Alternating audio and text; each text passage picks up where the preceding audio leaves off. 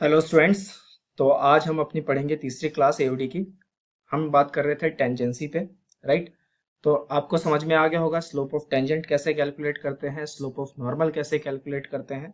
Now we are going to talk on कुछ conditions हैं इनसे रिलेटेड, जैसे एक एक करके मैं आपको लिख के देता हूँ। पहला है, अगर आपके पास सवाल में बोला गया है कि tangent is parallel to X axis, तो इसका क्या मतलब है? इसका मतलब बड़ा सिंपल सा है कि जो स्लोप है, स्लोप ऑफ टेंजेंट है, वो जीरो के बराबर है। This is slope of tangent. कैसे? अगर एक्स एक्सिस के पैरेलल कोई टेंजेंट है, जैसे हम सपोज करते हैं कि हमारे पास मान लीजिए कि इस तरीके का कर्व है और ये मेरा टेंजेंट जा रहा है, दिस इज माय टेंजेंट। ठीक। नाउ अगर ये एक्स एक्सिस के पैरेलल है तो हम अपने एक्सिस को बना लेते हैं। अब सपोज कीजिए ये मेरा एक्स एक्सिस है और ये मेरा वाई एक्सिस है, इसके पैरेलल दिखाई दे रहा है। तो ये एक्स एक्सिस के साथ कितने डिग्री का एंगल बना रहा है? सेम ही डायरेक्शन में है ना, तो यहाँ पे थीटा कितना हो गया? 0 डिग्री। अगर थीटा 0 है तो हमें पता है स्लोप क्या होता है? Tan theta. तो यहाँ पर हमारे पास आया टेन 0 डिग्री, और टेन 0 कितना होता है? 0 होता है, राइट। टेन 0 कितना होता है? 0 होता है। सो स्लोप जो है यहाँ पर टेंजेंट का, वो क्या हो जाएगा? 0, अगर सवाल में दिया गया है कि tangent is parallel to X axis. दूसरा, अगर बात की जाए कि tangent is parallel to Y axis, tangent is parallel to y axis, तो इसमें क्या कंडीशन आएगी? इसमें कंडीशन ये आएगी कि dx by dy will be equal to 0। जो भी कर्व है उसको y के रिस्पेक्ट में डिफरेंशिएट करके 0 कर देना है। जैसे अगर टेंजेंट y एक्सिस के पैरेलल है तो एक इसी में बना लेते हैं, थोड़ी जानकारी के लिए मान लेते हैं ये टेंजेंट है, पैरेलल टू y एक्सिस दिखाई दे रहा है।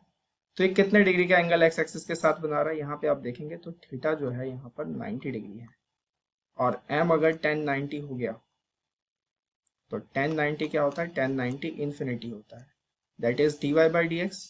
इसको जब आप पलटोगे तो dx बाई डी क्या होगा? 1 बाई इन्फिनिटी, और 1 बाई इन्फिनिटी हमने को मालूम है कि 1 बाई इन्फिनिटी क्या होता है? 0 होता है, right. So dx by D is equal to 0 when tangent is parallel to y axis.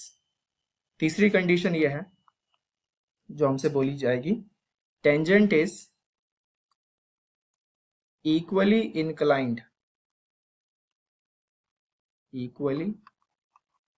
inclined to both axes। टेंजेंट जो है वो सेम एंगल बना रहा है दोनों एक्सिस के साथ, right. Equally inclined to both axis. तो इसमें क्या होगा? इसमें ये हो सकता है कि इधर थीटा जो है 45 डिग्री हो, 45 with X axis, 45 with Y axis, है ना, या फिर थीटा 135 हो, बोथ द एक्सिस, राइट। जैसे एग्जांपल के तौर पे आपको दिखा देते हैं, विजुलाइज करा देते हैं प्रॉपर तरीके से। ये हमारे पास एक्सिस है, दो कंडीशंस हम लेने वाले हैं। अब इसमें क्या है, मान लीजिए कि अगर ऐसा कुछ लाइंस जा रही है, ठीक, तो इसमें आप देख सकते हैं एक्स एक्सिस के साथ कितना एंगल मान लेते हैं 45, तो ऑब्वियस सी बात है इसके साथ भी कितना बनेगा? 45 बनेगा। बनेगा कि नहीं बनेगा? अगर ये वाली कंडीशन ले लें कि ऐसी कोई टेंजेंट जा रही है, this is tangent not a line, right. Basically tangent line ही होते हैं। तो अब देखोगे कि ये वाला कितना बन रहा है? 135। ठीक, ये वाला कितना बन रहा है? 135। तो अगर y एक्सिस के साथ भी ये एंगल देखोगे तो this is also become 45, right, या 135। तो अगर इक्वली इंक्लाइंड है दोनों एक्सिस के साथ तो थीटा आ रहा है हमारे पास 45 और 135। तो 1045 कितना होता है? 1045 होता है, 1045 इज 1, और 10135 कितना होता है? That is -1। तो हम यहाँ बोलेंगे कि जो dy बाई डी एक्स है वो कितना है? +-1। तो ये कंडीशंस आपको ध्यान रखनी है। पहली क्या कंडीशन थी कि अगर टेंजेंट पैरेलल है एक्स एक्सिस के तो dy by D X equal to 0, tangent is parallel to y axis तो dx by D equal to 0, tangent is equally inclined to both the axes, then dy by dx is equal to plus minus 1. आगे बात करते हैं fourth condition पे.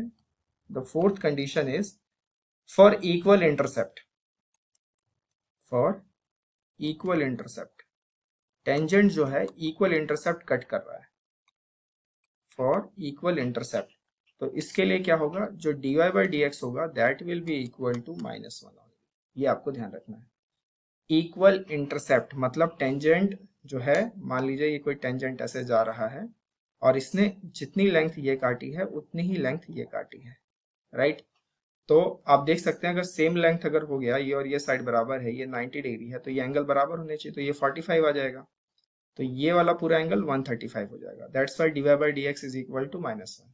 ठीक, दोबारा समझा देता हूँ, अगर उस फिगर से समझ नहीं आया तो दोबारा देख लीजिए.